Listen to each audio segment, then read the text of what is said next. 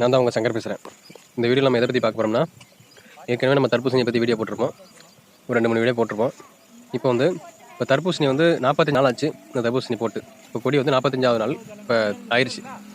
இப்போ அதுக்கு களை பறித்து ஆளை விட்டு களை பறிச்சுக்கிட்டு இருக்கோம். களை பறிச்சதுக்கு அப்புறமாட்டி தண்ணி விட்டு அதுக்கு உரம் போட்டு அடுத்த 3வது நாள் மருந்தடிக்க போகிறோம். இதுக்காக ஒரு வீடியோ ஃபுல்லாக ஃபார்ம் பண்ணி வச்சுருக்கேன்.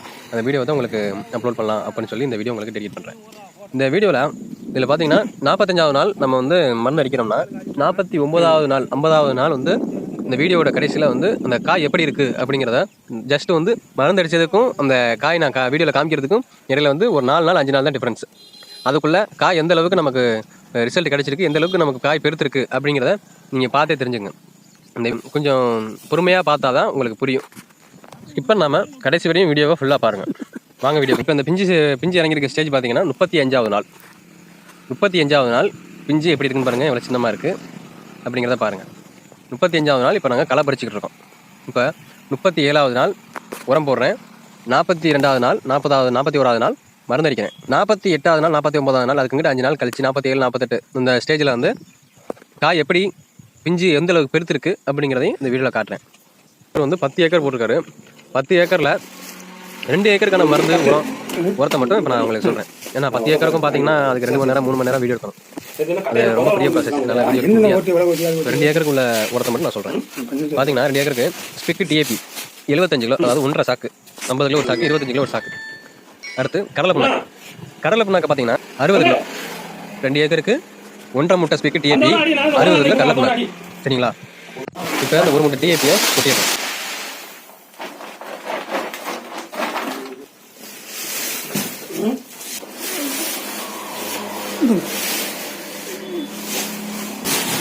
இந்த கடலை அதோட கொட்டி கலந்துட வேண்டியது. ஃபுல்லாக ரெண்டும் ஒன்னோட ஒன்று கலக்கிற மாதிரி கிண்டிட வேண்டியதுதான்.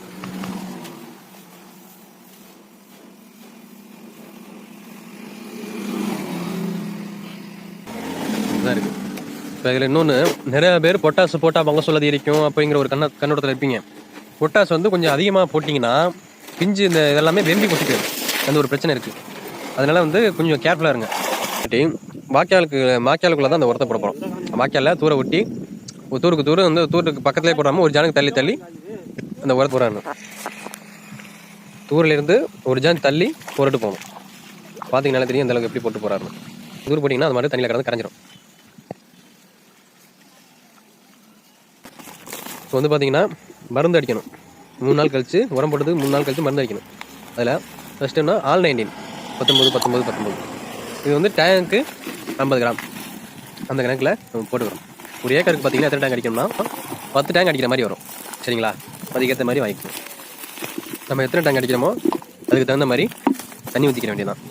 ஒரு கப்பில் ஒரு டேங்க்கு 1 கப்பு அப்படிங்கிற அளவுக்கு தண்ணி ஊற்றிக்கிற வேண்டியதான். இப்போ 2 ஏக்கருங்கிற பொருள் மாதிரி வரும். அதனால் 20 கப்பு எடுத்து ஊற்றிக்கலாம். அடுத்து இமிடாகுளோபிரிட் 17.8 SL. இந்த மருந்து பார்த்தீங்கன்னா டேங்க்கு 30 ml ஆட் பண்ணிக்கலாம். ஒரு டேங்க்கு 30 ml ஆட் பண்ணிக்கலாம்.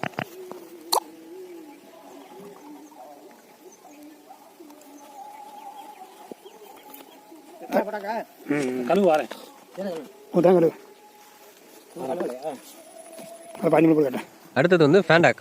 இது ஒரு டேங்க்கு 15 ml. சரிங்களா? இப்போ நான் சொல்றது எல்லாமே 16 லிட்டர் கேனு பேட்டரி உள்ளது.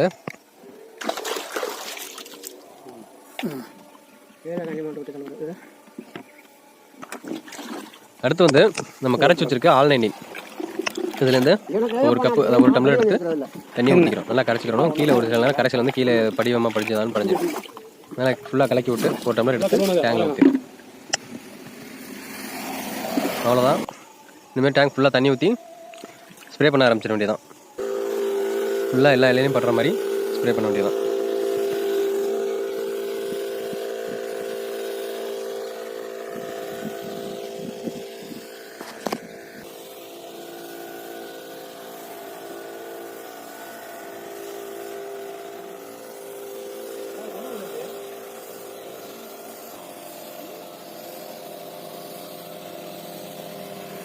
பாருங்க, 41வது நாள் இப்போ காய் எப்படி இருக்குன்னு நீங்களே பாருங்கள்.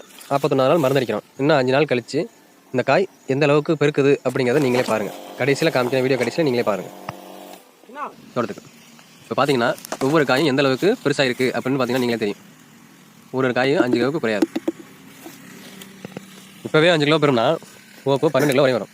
12 கிலோ வரணும். ஏன்னா நம்ம அந்த அளவுக்கு நம்ம கொடுத்துருக்கோம் அப்படின்னா, இந்த அளவுக்கு நம்ம உரம் மருந்துகள் இவ்வளவு கொடுத்துருக்கோம் அப்படின்னா 12 கிலோ ஒரு காய் வரணும். அப்போ தான் ஒரு நல்ல மகசூல் நம்மளால் எடுக்க முடியும். சரிங்களா? இன்னும் வந்து ஒரு 10 நாள் 15 நாளில் இது அறுக்க வேண்டிய காய். கோடை காலத்தில் இது வந்து ஒரு நல்ல லாபம். ஆனால் கோடை காலங்கிறது தான் அதில் ஒரு பிரச்சனை. இவ்வளோ வெயிலே நம்ம செடியை காவந்து பண்ணி காப்பாற்றி நம்ம வந்து மகசூல் பெறணும். இதுதான் அதில் இருக்கிற முக்கியமான ஒரு பிரச்சனை.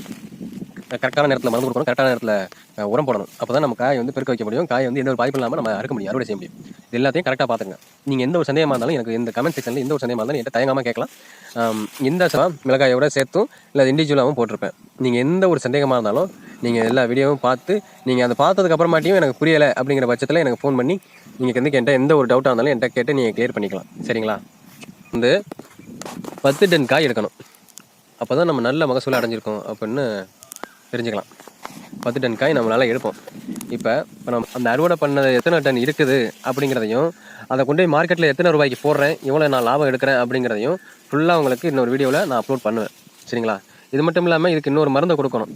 அது எப்படின்னா ஒரு காய் அறுக்கிறதுக்கு ஒரு 8 நாளைக்கு முன்னாடி ஒரு மருந்து கொடுக்கணும். அந்த மருந்தோட டீட்டெயில்ஸ் என்னென்ன அப்படிங்கிறத நான் காயை அறுத்து உங்களுக்கு வீடியோ போடுவேன்ல, அப்போதைக்கு அந்த மருந்தோட டீட்டெயில்ஸையும் நான் உங்களுக்கு சொல்கிறேன். அதுக்கு முன்னாடியே உங்களுக்கு தேவைப்படுச்சுன்னா என்னோட நம்பருக்கு நீங்கள் கான்டாக்ட் பண்ணி கேட்கலாம். இந்த வீடியோ பிடிச்சிருந்தா லைக் பண்ணுங்கள், கமெண்ட் பண்ணுங்கள், சப்ஸ்கிரைப் பண்ணுங்கள். இப்படியே பக்கத்தில் இருக்க பெல் ஐக்கான்